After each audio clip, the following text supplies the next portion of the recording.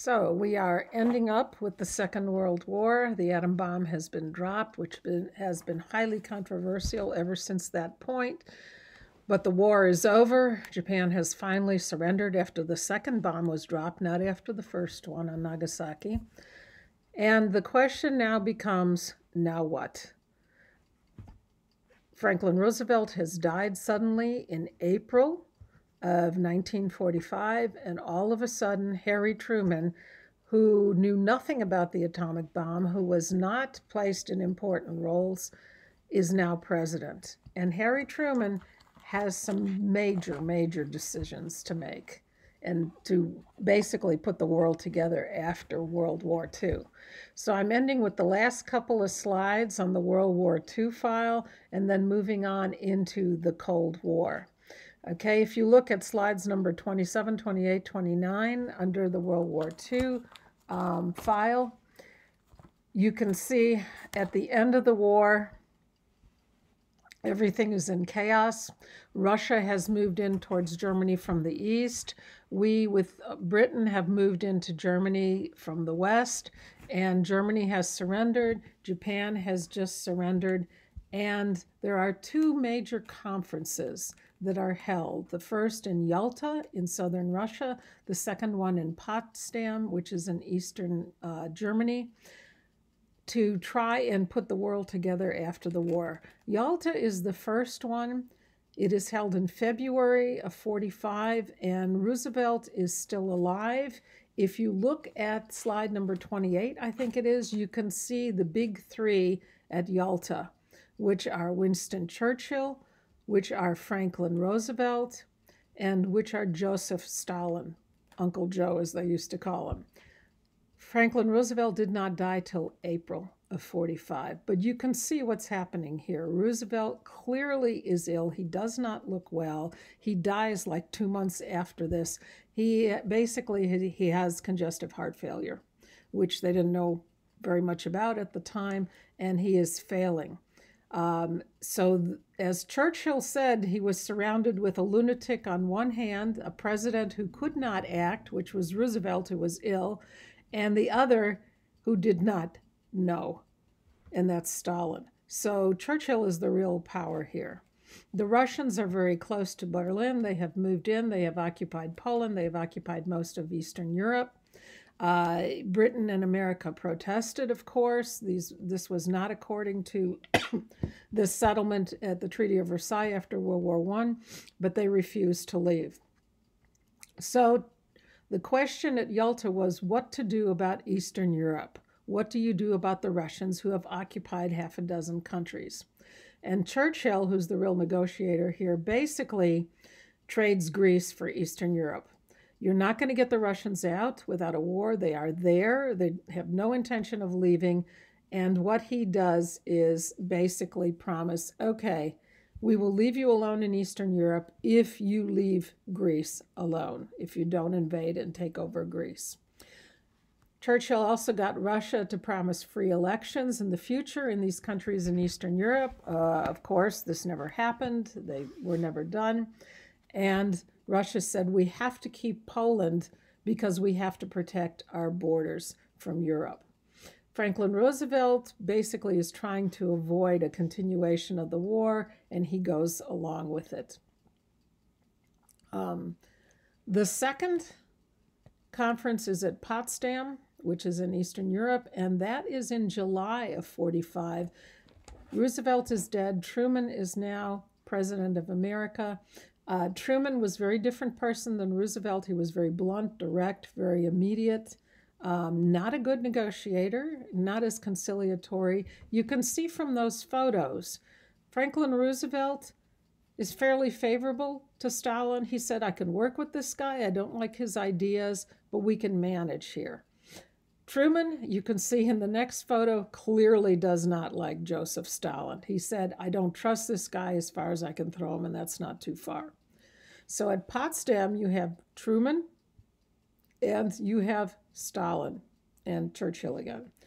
The question, of course, at Potsdam is what do you do with Germany, because now Germany has surrendered. Hitler has committed suicide, and what are you going to do with Germany, which is on its knees again? Stalin, again, is arguing, like they did in World War I, for reparations. I want territory. I want to protect Russia. I don't want to have to worry about Germany again. The United States is worried about Germany rebuilding its pre-war power. And what they decide to do is, pretty much as troops were on the ground, split Germany into what they called zones of occupation. So that wherever the Russians were, that became the Russian zone of occupied Germany. The Americans had an American area, the British had an area, and the French had an area. There was no specific government set up, but they did decide no reparations. We will not ask Germany for reparations again. That did not work out well the first time. Okay, Truman accepted this. And the discussion at Potsdam was also what to do about Japan. How do you get Japan to surrender? And Truman made everybody aware of the fact that I have a weapon that will make Japan surrender. And they get the message to Japan that she will either have to have immediate surrender or complete and total annihilation. Okay? So again, Truman, who doesn't trust Russia, is working with Stalin here and basically saying, we have something that will make you pay attention. So these two negotiations basically settled what was going to happen, at least for the short term after the war. Okay, now I'm moving to Truman's biography. I'm going to spend a little more time on Truman in a minute, but I want to talk about what to do after the war. Truman has an awful lot of problems on his plate. The first thing he has to do is, what do you do about Europe? Europe is on its knees.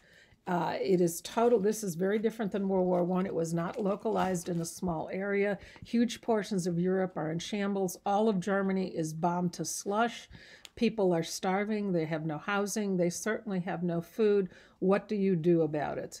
Britain has been seriously weakened in the war. France was occupied. America comes out much stronger because of our industrial power, and we were not directly involved in the war. We had no invasion here. So Truman does something which is probably one of the best programs that's ever come out in world history. His Secretary of State, George Marshall, created the Marshall Plan and said, Truman, you're president, we ought to call it the Truman Plan. Truman, being a modest man, said, no, we'll call it the Marshall Plan. You put the thing together. What the Marshall Plan did was give direct food and shelter aid to Western Europe. It became the largest food distribution in world history.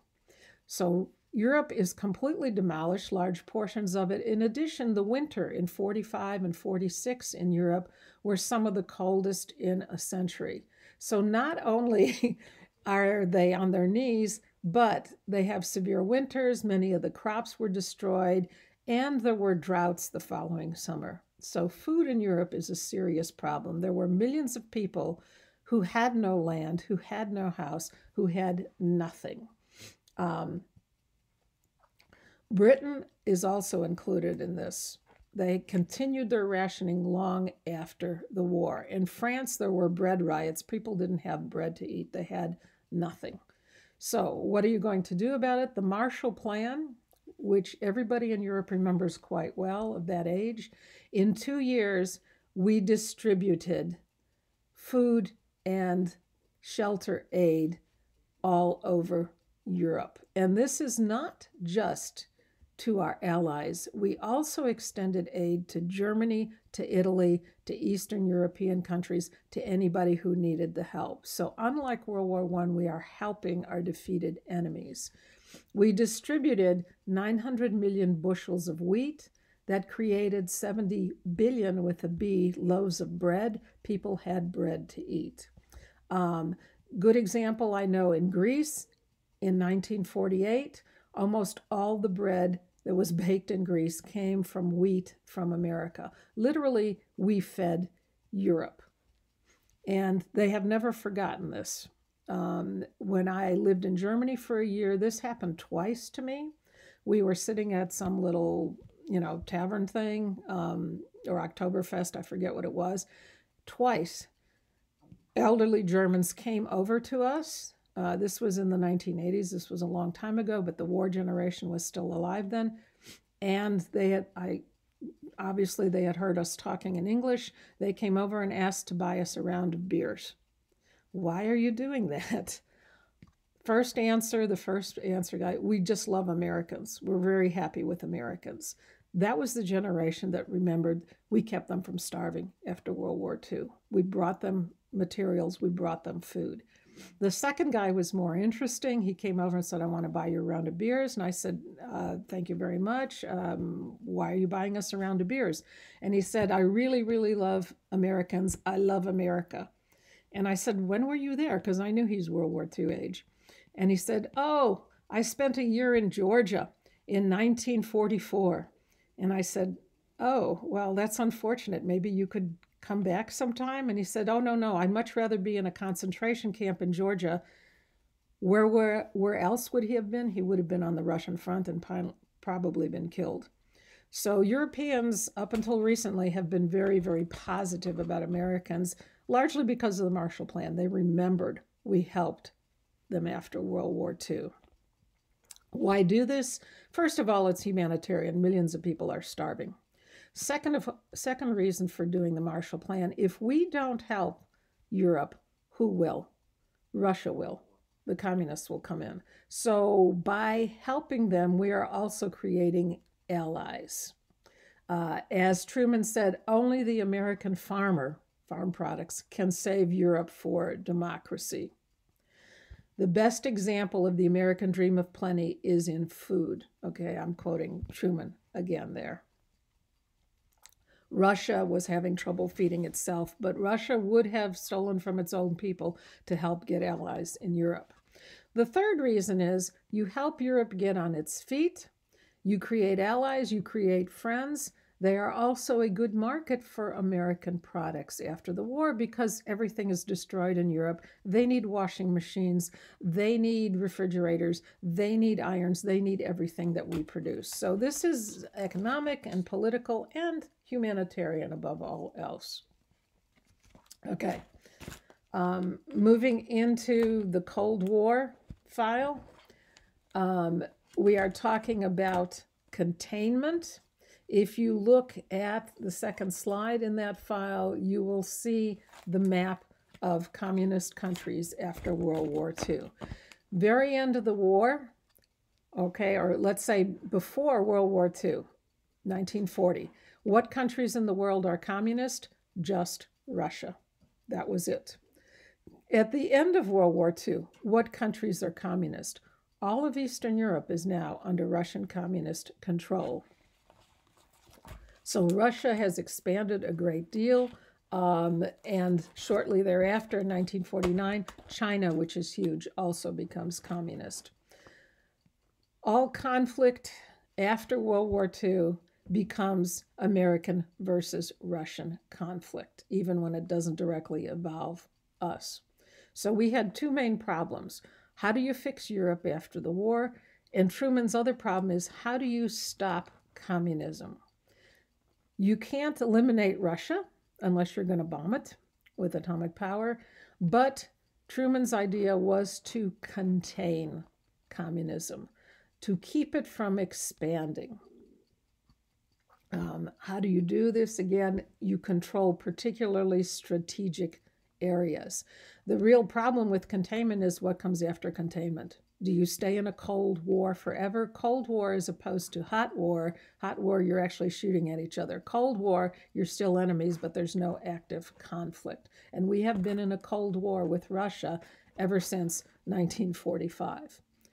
So what areas do we need to deal with? First of all, we have Japan.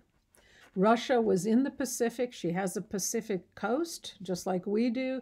She is in the Pacific at the end of the war, and Russia demands a role in Japan. Truman, in hindsight, did the right thing and said, Russia, you keep your hands out of Japan. You're going to stay in Eastern Europe. We will take care of Japan. And Truman sent Douglas MacArthur, who was involved with the Bonus Army, and an occupation government and troops into Japan. So Japan is ruled by an American military presence for a number of about 10 years after the war.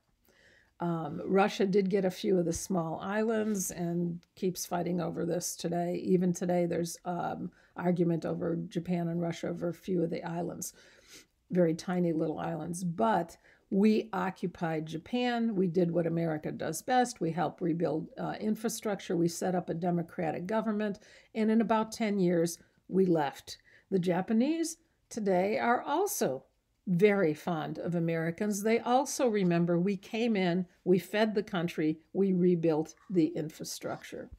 But it was a military occupation. That's why if you go on eBay or you're at an estate sale and you turn over little China things and it says many times, made in occupied Japan, you know exactly the age of that, because from 45 to about 55, Japan was under American occupation, a military governor, essentially. We did not remove the emperor. The emperor remained, but he had no political power from this point on. Eastern Europe, what do we do with that? At Yalta, Russia had promised free elections. Now, of course, they go back on their word. Joseph Stalin was not as nuts as Hitler, but nuts in his own way, absolutely ruthless, absolutely paranoid. The goal, of course, of communism was also to conquer the world and destroy capitalism. Truman openly criticized Stalin. They became bitter enemies. He openly criticized Stalin's behavior and going back on his word in Eastern Europe, and was correct. Truman issues the Truman Doctrine. And I'm going to quote from him. It's much better than I can do it. This is pretty much what America has operated under ever since. We believe that all people who are prepared for self-government should be permitted to choose their own form of government by their own freely expressed choice without interference from any foreign source. In other words, we believe the same thing that Woodrow Wilson did, self-determination of nations, that countries should be able to choose their own government. People should vote on their own type of government without outside interference. And that's a big order in Europe after World War II. Some things we did to help this, of course, after the war, America created the CIA, the Central Intelligence Agency. This is kind of like the FBI, only for overseas. So the FBI is a law enforcement agency within America. The CIA basically is an enforcement agency for overseas. It is basically our spy agency. These are Cold Wars, not shooting wars, but undeclared wars. The other thing we created was NATO, North Atlantic Treaty Organization, in 1949, and this is a mutual self-defense pact against Russia. European countries, anybody that was in northwestern Europe that bordered the Atlantic and some that didn't, were part of NATO and still are part of NATO. Why? We have an atomic bomb. Russia did not at the time. And European countries were happy to be our allies because they're worried about a Russian invasion. Russia is a rising power. We sent U.S. Army divisions in Europe, and we kept them there for decades. We still have American troops in Western Europe. We still go on maneuvers, NATO-run maneuvers, in coordination with other European powers. But this escalates basically the Cold War. Russia got scared. Oh my God, look what's going on. They have an alliance system. And basically the deal was if Russia attacked any Western European country, the others were obligated to help it, which is what started World War I. But Russia creates the Warsaw Pact to balance out NATO. The Warsaw Pact is the same arrangement for Eastern Europe. So the countries of Eastern Europe were allied with Russia. So if France invaded Poland, Russia would come to her defense. So we're back to the mutual alliances again. The big problem is what to do with Germany. Russia wanted reparations. The U.S. absolutely canceled that, but we are concerned about Germany rearming. And in the peace treaty, Germany was limited to a very small number of military forces, which she's held to until very recently. Germany was divided into zones. If you look at the map, you can see that Germany has an eastern part and a western part, but the capital of Germany, Berlin, was 100 miles in the eastern part, the Russian-controlled part of Germany. So Berlin itself was also divided into 4 zones: British, French, American, and Russian, East and West Berlin. Anything that we sent under the Marshall Plan, we found that Germany was dismantled. If we sent things to Germany to help the Germans after World War II, the Russians basically were dismantling and shipping home everything they could get their hands on in their eastern part of Germany, and also stuff that we brought in the western zones to help rebuild Germany as well. So Truman stopped sending stuff to East Germany after a while. These are separate, occupied, armed zones. And we all know about the Berlin Wall, which came later, but this was an armed, enforced barrier in between. Okay? June 20th, 1948, out of nowhere, Stalin blockades Berlin.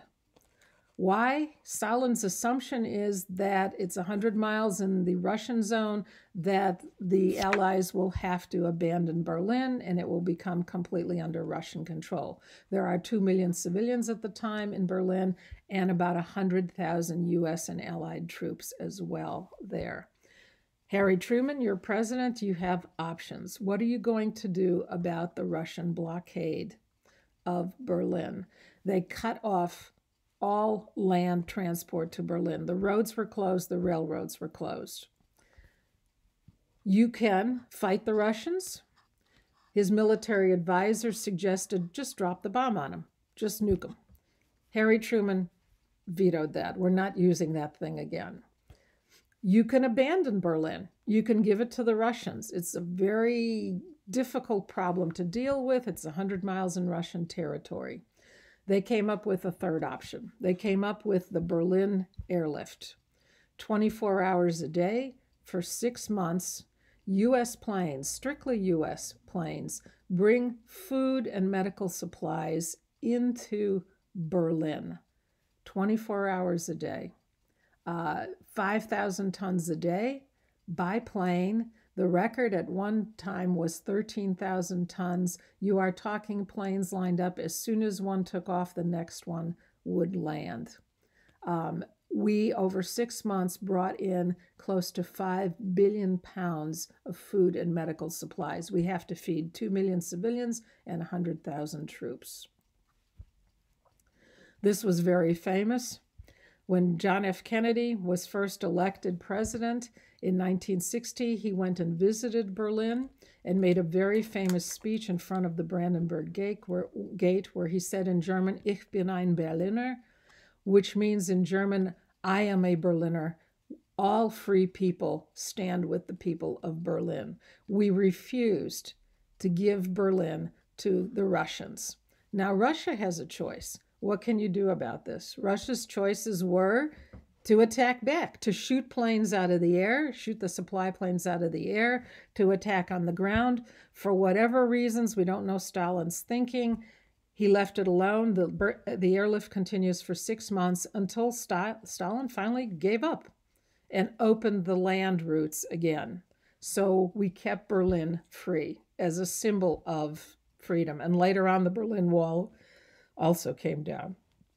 Okay, the other area that's a problem is Greece. Everything after World War II is seen as American and Russian, but in Greece, this is really a civil war between local Greek communists. There was a pretty strong communist party in Greece, and pro-American democratic forces. The war goes on for years, 5 or 6 years. As we all know, civil wars are the most brutal, nasty wars, friend against friend, brother against brother. And Truman has a choice again. You can let Greece fall to the communist forces, or you can enforce the Truman Doctrine. Again, I'm quoting Truman. It must be the policy of America to support free people who are resisting armed subjugation by outside forces. So we are going to go in and help the Greek who are the democratic side. We don't send boots on the ground. We did send money. We did send supplies. Why do we care about Greece? Greece had almost no strategic value. There is no resources in Greece. The population was completely devastated. Why are we there? Symbolic reasons. Greece is the cradle of democracy. The Greeks invented democracy. We cannot let the cradle of democracy become communist. So it's strictly really for PR purposes. The upshot was, after a long and incredibly brutal war, that Greece remained in democratic hands. Greece today has a functioning democracy and is capitalist. The Russians lost that one, largely because we did send money and supplies, although we put no boots on the ground. Okay, I'm going to stop there, and we'll continue with the Cold War next time. Thanks, and please stay safe.